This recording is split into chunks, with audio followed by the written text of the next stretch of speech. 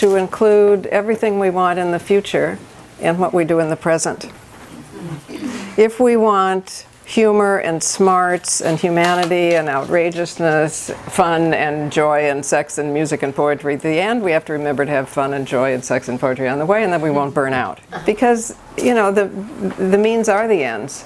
It took me a while to figure this out because they kept telling us the ends justify the means, and that's exactly what's wrong. You know, you only get the ends you want if you choose as close to it as you can. Now, I have lots of ideas for the future, tons of ideas for the future, and I laugh when I have them. They go all the way from a Feminist AA worldwide, which I think we really need in order to hear our own voices, right? Yes. And in order to know wherever we are, we can find a small group of people.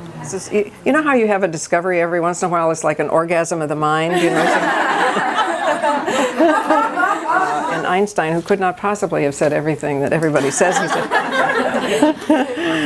is supposed to have said that he had to be really careful while shaving because if he thought of something new, he laughed and he cut himself.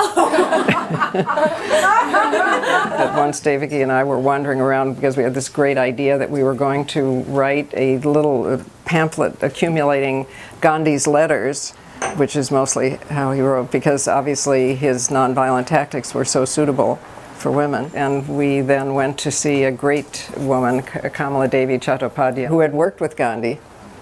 And she rocked and listened to us, and finally she said, "Well, of course, my dear, we taught him everything he knew."